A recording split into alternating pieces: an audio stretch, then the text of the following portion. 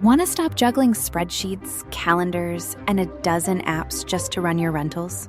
Lodgify makes it easy. It's an all-in-one toolkit for hosts. Build a direct booking website, automate guest messaging, and keep all your channels in sync. Running your rental business your way has never been simpler. And for Good Morning Hospitality listeners, you can get 20% off any yearly plan with code GMH20. Just check the link in the show notes to get started today.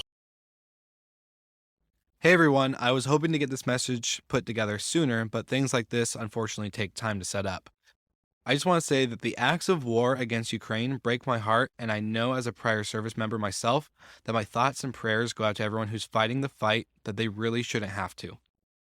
That being said, we have been working behind the scenes with all of our podcasts and podcast partners to put a fund together in order to pay for any refugee housing and other needs that go alongside that, like food, water, and any clothing needs. Internally, many podcasts in the Hospitality FM network have voluntarily given up sponsorship money in order to donate to the cause and are working on a unified message in order to spread throughout all of our podcasts. So this is me calling out to all of our property manager friends, industry experts, and anyone knowing of those providing lodging for Ukrainian refugees seeking safety.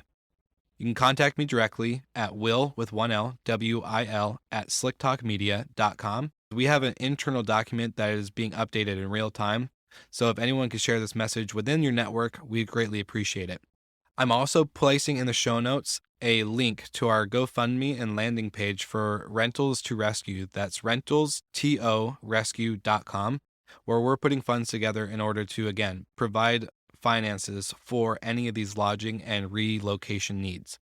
So thank you so much for tuning into this quick message. I hope you guys are all well and safe, as I know we have tons of listeners in Ukraine and other countries in Europe. So thank you so much for tuning in, and I hope you guys enjoy this episode.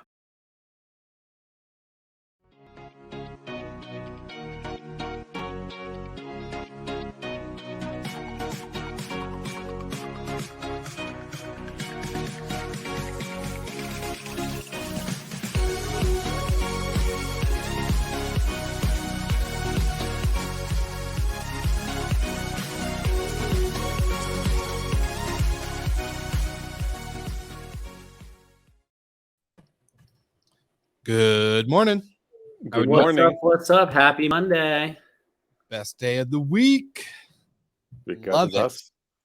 Are you guys in love as much as I am? I am. I bought some roses for my wife today. Aww. And she made 20 balloons with pictures, so she did much more efforts. I bought a rose actually after I get this present. Like, now I have to go to the shop. She bought like 20 balloons with photos of us and everything. Super sweet. So. And yeah. I you, Michael? made it right in time to get Oliver and all of his classmates the Valentine's cards and candies that we were supposed to bring on Friday. So got it done. It's been a busy, hectic morning, but here we are. Happy Monday. I love it. That's why you were late today. Makes sense. No, got to do what's first priority. So exciting stuff in the industry. We've had a lot happen this last week. I think we had our group chat blowing up with articles, more than normal, which is a good sign. We had a little bit of a lull. You know, we had so much NFT stuff to talk about that we kind of forgot everything else in the world. But I'm excited to jump in today because we got some predictions that came true. We got some startups that are doing some cool stuff. And then, of course, you know, whatever else that we may jump into. So who wants to go first? Nose goes or rock, paper, scissors for startup of the week? Can't see your hand. Where's the there? I'll go first. You start. Okay, here we go. Let's say hi to Grandma.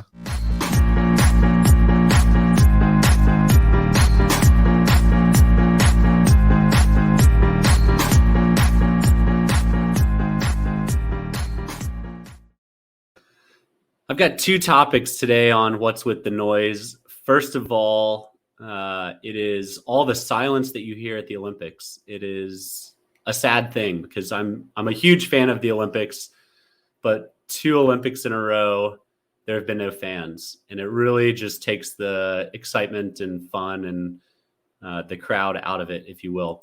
So looking forward to the Paris Olympics in 2 more years, and surely we're going to have fans.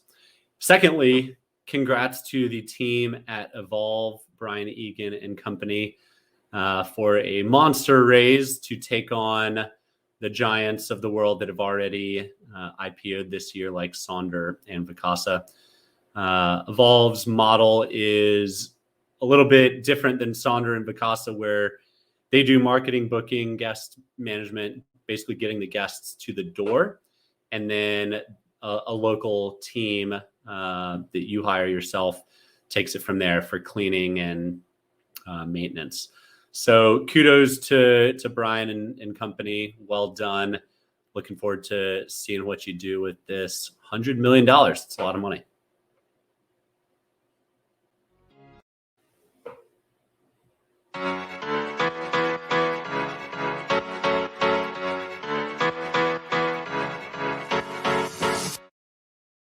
Yeah, good morning. This morning is special because it's Valentine's Day, so I'm super happy. I want to say that I'm happy with my wife. She's watching probably, so I just have to say it. Okay, the startup of the week is Emerald Stay. It's actually a startup which actually is acquiring vacation rental operators. So what I know and what I heard is they're going to do soon a crowdfunding campaign. Actually, they want to raise more money actually to acquire more companies. They have 21 on the radar and they want to acquire 4 of them. They did some round already some time ago. They raised 1.7 a year ago, and now actually want to do a new round. It's not mentioned how much so far, but soon it will be probably communicated. Do crowdfunding and then acquire others. So the way they want to grow actually their business, just acquiring others, which is also an point what you could do.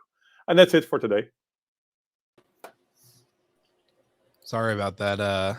The little clip mistake there, but no, that's interesting that they're going to go acquiring vacation rental management companies.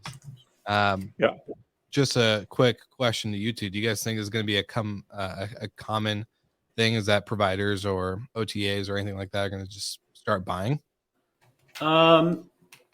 Yes, consolidation will happen. I think what I've learned after 7 years in short-term rentals is it is and always will be a hyper local business. And that's why I really like the franchise model for vacation rentals versus a roll-up strategy and trying to keep it all in-house. Mm-hmm. You have to have those local staff that really know the market, that have tentacles everywhere to be successful. So yes, I do think there will be continued roll-ups. I'm waiting to see more roll-ups on the vendor side, to be quite honest, than the supplier side, but time will tell. I'm still holding true to my prediction from earlier in the year that service providers will start buying or creating management companies and becoming a operator. But then you're going to be competing with your customers, and that's a challenge. It's a tough look. So, well, I mean, Kayak is starting to do it with Kayak Hotels. So early days, but we'll see what happens. For sure. In the vein of predictions, one of the things that we talked about just a month and a half ago on one of our predictions was this discrepancy between geographies, and not necessarily having anything to do with business model, but having simply to do with where you're based and how that has an effect on your company during COVID times. And one disturbing article and one promising article that came out this past week, thank you to Focus Wire for breaking the news, was Booking has laid off several thousand customer service employees, which never good to do layoffs of thousands of people. And especially in customer service, where we know it's such an important part of the travel experience, is troubleshooting anything that has gone wrong. But on the flip side of that, we've got their competitor, Expedia, who closes at a record high for profitability. Now, they both play in the same sandbox. One is heavily North American exposed and one's heavily European exposed. And the results are there. You know, one company lays off thousands of people and the other has a record profitability.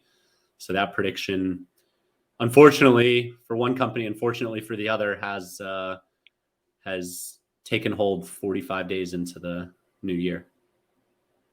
Well, I think it's connected as well. When I spoke with some hotels, what they said, okay, in the U.S. market, they said they're still weird. The occupancy is much higher. We're doing much better in the U.S. market. So of course you see the difference in there. I think it's a bigger thing as well. We have a lot of people from Booking.com who applied actually to work for us in the last month. A lot, actually. And one of them I spoke yesterday in candidate, and I asked as well, why did you apply for us? He said, well, I worked 8 years for Booking.com, and actually I just said I stopped believing in their actually in the company. I said, that's not, and it was actually, I was surprising actually, and it's not the first one actually. So I don't know what's happening in there. I don't know how is the atmosphere also internally, but I think those signs actually, when people also maybe even in a different role within the company see that actually their colleagues are laid off, I think it'll be a bigger impact as well. But let's see what's happening. But I already saw in the last months that there was quite a lot of people leaving the company, even from by themselves, because they stopped believing. So, I mean, we saw massive layoffs by Airbnb, like 25% of their staff. Yeah. At the start of the pandemic. Expedia, similar, had some really big layoffs. Is this Booking just catching up, or is it, do you guys think, an actual result of the geographies that they're strongest in? Well, if you will say customer support, it's pretty related, of course, to traction, right? What is happening on the platform. So you would say if there's not much to do or less to do, or maybe they want to innovate on some stuff, maybe in the way they're doing support, could be. But yeah, it seemed to be there's, of course, a connection with transactions there. I'm really curious what's going to happen, because when I talk also to other colleagues in this industry, everybody is struggling to finding people. So I think they will be on a hard time in finding people again when they actually have to, well, get more people again on board. Or they reason is like a long-term version, so they want to do less customer supporting, or they want to automate more processes and stuff, and there's a different shift. But yeah, it's a huge number of people which actually are laid off. So I don't know if this is the reason really to the transactions, or it's like more a vision as like we want to really focus on more innovation and focus less on what they were selling to the hotels. Like, look, by EA, you might pay 18%, but what you get in return is a customer support in X numbers of languages. That's also how they were selling it to the property. So maybe they have a different approach there as well in vision. Might be. But yeah, maybe it's a bigger problem. But yeah, let's wait for their results. They're not announced yet, so let's wait a few weeks. Yeah, I'll say a mix of geographic location, because I know they're definitely heavier in the European market than they are probably in the American. But my biggest thing, kind of like what you just said, Ross, was I don't know, if they're trying to automate processes and start doing, less human activities when it comes to their systems and everything that they're doing. One thing that I'm seeing in the industry and just kind of trying to understand or wrap my head around, and maybe you guys can get this too from like the service provider side, but I feel like everyone is just going so heavy on automation and tech. Like, I know tech's solving a lot of problems, but I think there's a point where it gets too much, where you try to automate too much. And that's when you're starting to lose the overall experience, the overall human connection part, like from the operator perspective to the service provider perspective. So yeah, my biggest concern is that too heavy of automation is going to ruin a lot of companies in this space. I'm with you. If I'm in the head honcho seat, I'm going to ease in technology and not axe thousands of heads right off the bat, right? I'm going to ease into it. And for one, the PR damage it does for your company for mass layoffs, that's going to take a hit on their stock prices, I'm sure. Yeah. Versus easing into it and just doing small amounts of cuts as things become optimized, or just letting natural attrition, because I'm sure those are fairly high turnover roles, just let that take place and not rehire. Mm-hmm. But, I'm not a CEO of a publicly traded company. Yeah. I've never had to make those decisions, thank goodness. Not a role I'm envious of. Yeah. But to me, it just screams that there is still massive inequality of travel and booking volume in North America versus Europe. Yeah. Ross, I mean, you shed some light. You guys have properties in both regions.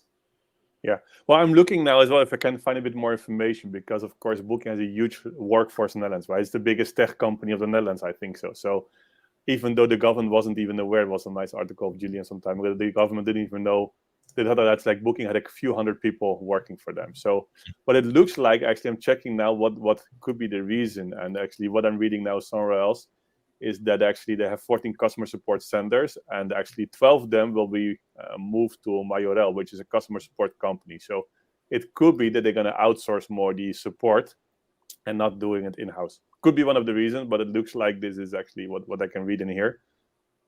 So Yeah. it might be not related directly to revenue or bookings. Maybe it's like we just want to focus on different areas and support we can do by others. And it takes forever to fire people in the Netherlands, right? Yeah. So this could have been a year in the making.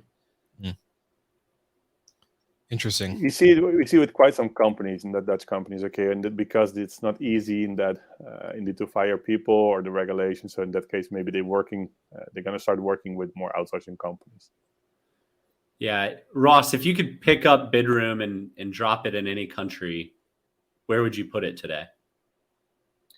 So, well, it's a Dutch company. I would say, I think still also when you're looking at investment, valuation, everything, then I would say make it a US company.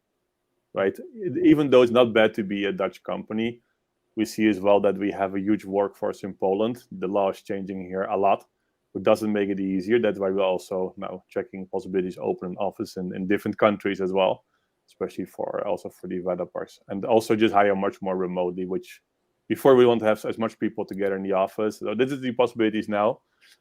Being a Dutch company is still okay, but I think the most potential, if you look in valuations and possibilities, I think still it's a company to be US based, has some benefits. Yeah. You see as well when the fundraising, if you're talking to investors, and of course when we're talking to parties, even when you're US based, you can see, of course, the investors in the US prefer to invest in US companies as well, right? They know the law, they know even though the Dutch ones are not so strict, but you see, for example, Polish companies have really difficulties in raising money because the whole way of structuring things, or for example, employer stocks, those things is tough. So I think those things are easier in the US. That's why it's also sometimes easier to raise money, easy money there. Yeah. Well, shifting gears, talking about money, like $100 million for Evolve is a ton of money. Wander raised, was it 20 million on a Series A? Yeah, I also saw an article that said 30. So I've been seeing more articles that say 20. So I'm going to just assume I've only could be seen milestones, 40. right? Because it will be 20 and they have an extra 10, which you will receive if they're reaching X. A milestone could be happening. Yeah, or 10 could be in numbers. debt, 20 in equity. Yeah, one article just said, Wander raises 30 million, all the rest are saying 20. So I'm just going to go. 10 more or less. Do you see the difference, Will? No. Huh? 10 more or less. What's the difference, right? Yeah. No big deal. Yeah. Average week. 1 or 2 employees, not much. In business development, yes. Yeah. So it's a lot of money, and we see more and more investments continuing to flow into the vacation rental space. We saw 1 or 2 in the hotel world, but man, it really feels, and I've even seen articles lately that hotels are going to start building these mixed concepts properties where it is a hotel layered with service departments on top of it, layered with potentially co-working or some other draw to the building. And, that's something we've talked about on the show for a long time. Mm-hmm. It makes sense. It's recession proof. It helps, cut down on risk and drive up revenue. So I'm excited to see that next wave of properties, because if I'm going to Miami by myself, I want a hotel room. Yeah. If I'm going with my family or with friends, I want an apartment. I want my own room, but I also want, a shared common space. Yeah. So I love the direction the industry's heading. Development takes years. So we won't see, some of these developments be spun up for 2, 3, 4 years, but it's exciting to see they're in the pipeline. They're thinking about the future. And next time a COVID happens or a recession happens, these units can be flipped to long-term rentals. And you want to talk about sustainability in travel. a hotel room can pretty much only be a hotel room or a podcast recording studio or a co-working space. It can't be, no one wants to quarantine in a hotel room for a month. No. Just not enough space. You'd go bonkers. So well, I know me and Matt from Muse, the CEO. So he and I were talking not too long ago on the podcast and going into the side of reinventing the space, the best real estate of a hotel, which is the lobby, which is never used really unless there's a lobby bar, there's all this other stuff. It may not be recession proof in the sense of like COVID. If like, you have another big COVID pandemic thing happen. But you can't shut down the bar if it's also the front desk. Amen. So, but did you ever realize how many people are working from the lobby bar? Right, it's full with people just with their laptops on their knees or on their desk, and I think they're not even prepared actually for those services. So I think hotels, when they're innovating and really focusing more as well on indeed remote works and getting people there for extra revenues, and indeed using rooms for several. If you just have a video call maybe for 2 hours, use the room upstairs, right, and and then go downstairs. So I think that's actually going to happen as well. I think. Well, I didn't listen to the podcast with Matthijs, but it hasn't come out yet. It's okay. That's why I didn't listen to it. Yeah, but it eventually thinks. I think if the technology is really ready for it, and you can say, I just book a room for a few hours, and we discussed it in the past that they use those kind of things. Yeah. And indeed, when you're just focusing more on remote spaces where you could work, and you need a room for a few hours, and those things are easy to book, there's huge potential there, and you're moving into a different concept than hotels. Well, we need to utilize space differently other than just nightly revenue. I think, companies like Pure Space, which is, heavy, vacation rental properties being used for day activities such as model shoots, podcasting, video shoots, whatever you want it to be. I think we need to start looking at space in a different sense of revenue rather than nightly. One of my favorite companies that has totally looked at space differently. Shout out to another Dutch company, Ross, the Student Hotel. Yes. Super cool use of the property. Peak travel season is summer. Students are gone. You can convert these dorms into hotel rooms. Like, it checks a lot of the boxes to minimize vacancy, maximize space. The same things students want in their dorm. That's amazing. The traveler wants in their flat, right? I want to go downstairs and play ping pong because I love playing ping pong. I need a space to study or do work. I need a space to relax and have a beer. Like, these are all things that travelers and students alike want. So, that's really a model I hope gets replicated by a lot of people. And they're doing extremely well. And we took the team 3 years ago. We took the whole team to Amsterdam. So everybody else from different countries. So they say around 70 people. We stayed in a student hotel in Amsterdam. But indeed, the guys had fun. They could play some ping pong downstairs. There was a nice bar. In the meanwhile, we gave a company presentation when they had a nice space where you can give some presentation. The rooms were cool, right? And it's mixed between students. So there's a lot of energy going on in there. So they're doing extremely well. So, Jennifer, thank you for the question. So the franchise model in vacation rentals, you see companies like Vacasa or V-Trips that are buying other companies in different markets and just rebranding it. And it's owned corporately. The franchise model, you're buying a market and that is your market, and you're paying a percent of revenue for shared services at the corporate office, whether that's accounting or marketing, distribution or guest management. Tech. It helps take off some of the work that could be a shared resource, where a local market might not need a full-time accountant or might not need a full-time revenue manager, but that stuff can be done by corporate. You still own the market, you still own the P&L, you just pay a percentage of revenue, typically 6 to 10% of revenue to the corporate office. Some examples of those: iTrip, Skyrun, Casago. Those are the big three. Casago is definitely the biggest of them. V-Trips? Do you mean iTrips or V-Trips? iTrip is a franchise model. V-Trips is an ownership. They own it all.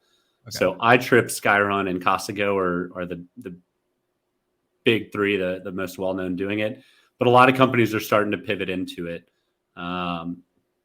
There's Grand Welcome is starting to do a franchise model. Home Time out of Australia. Shout out Dave Thompson. What's up, brother? There's a lot of companies pivoting into the franchise model because it really is a hyper local business. You need somebody local and passionate about Breckenridge and passionate about Myrtle Beach and passionate about whatever. So, but you need the expertise held by the flag or the brand to take care of the stuff that's hard to scale in a local office. So if you've heard Simon Lehman talk any in the past year and a half, 2 years, he agrees this is the future. A lot of the operators are talking about it, whether they've jumped into it or not. But great question, Jennifer. Appreciate you chiming in. Awesome. And looks like we got another comment.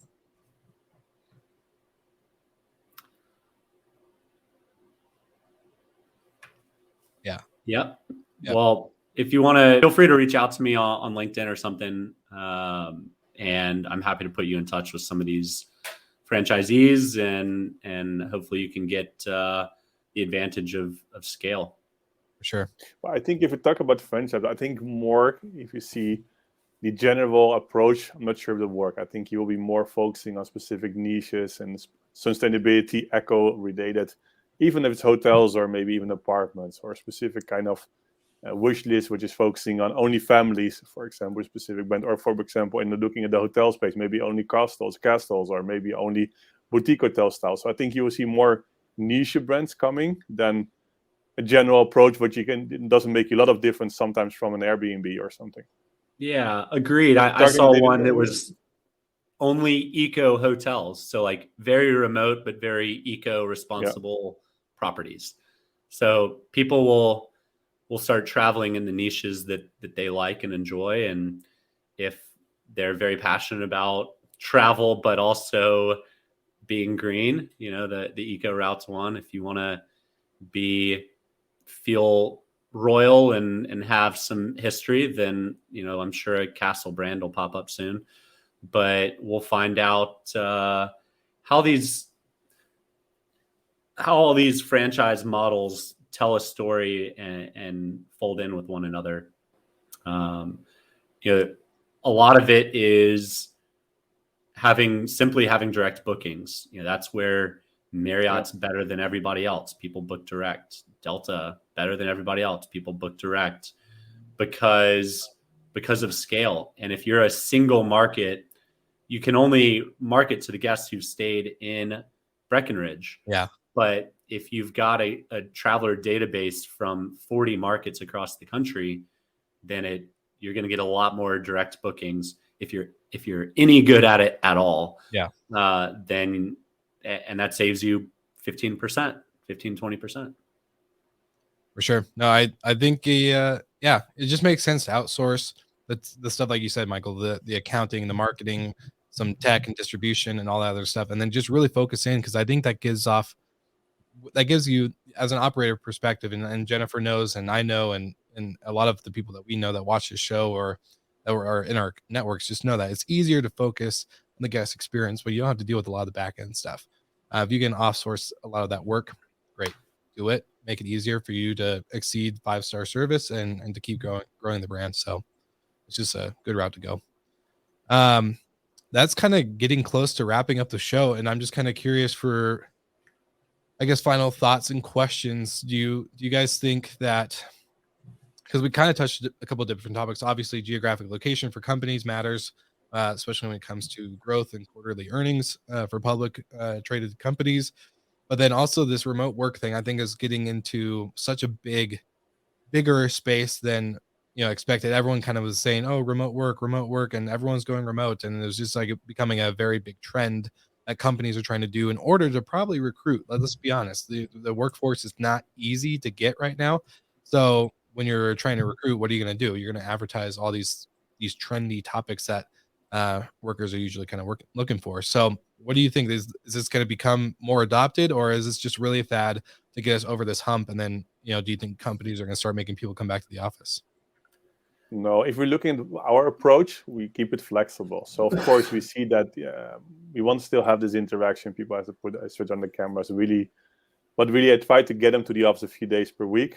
But we are also recruiting now quite a lot of people. For example, in different countries. We hired now 2 in Spain again. So fine, right? Which is perfect. And the past weeks I was away. I could imagine a few years ago that I'll be away a few weeks from the office and work remotely. Now it was really easy to do, and you see more people doing this. So it will stay like this. I think people already get used to it too much, and for sure it will stay. And even I think will be even better and more flexible. And when the lobbies become better and really workspaces, I think it'll be even more interesting. That said, we'll wrap up with one little data point that I, in a natural biz dev role, 100% agree with. You are 34 more times likely to have a request granted by somebody if you ask them in person versus over email. 34 times more likely. So face-to-face matters.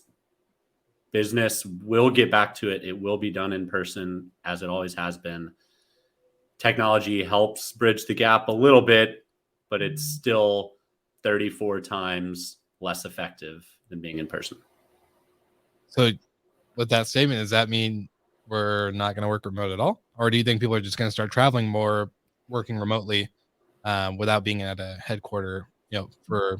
Yeah, I think there's the fully remote is going to probably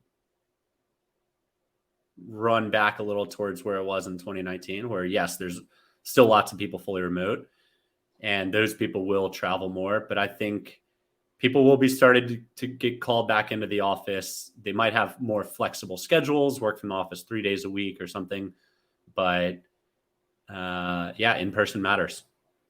Company culture stays us also is super important, right? Yep.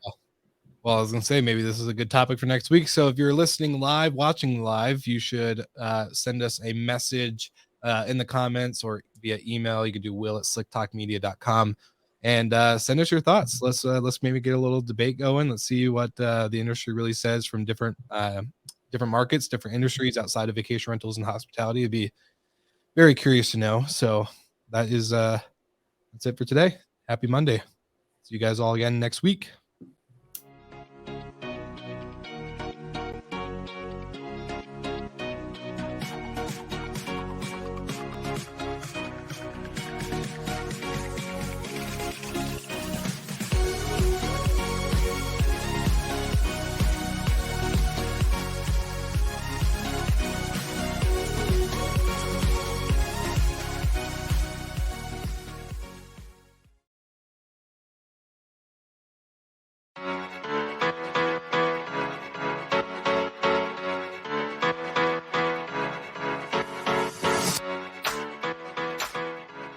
Smart locks, smart thermostats, automation, and a solution for any hotel and vacation rental company. Our show partners at Operto are the leading solution for operators to enhance their operations by integrating with your property management software and making sure that all your smart devices create a contactless guest experience while streamlining your operations. So don't forget to check them out on their website, send me a message, or just let them know that Will sent you and you are in good hands. So get ready to enjoy another episode of Slick Talk, the Hospitality Podcast, and check out operto.com or go to the podcast website and see our partners page.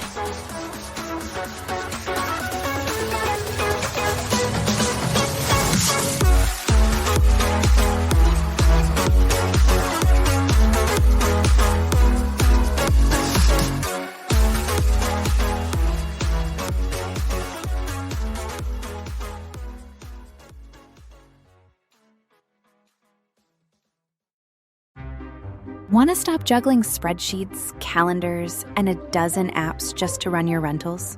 Logify makes it easy. It's an all-in-one toolkit for hosts. Build a direct booking website, automate guest messaging, and keep all your channels in sync. Running your rental business your way has never been simpler. And for Good Morning Hospitality listeners, you can get 20% off any yearly plan with code GMH20. Just check the link in the show notes to get started today.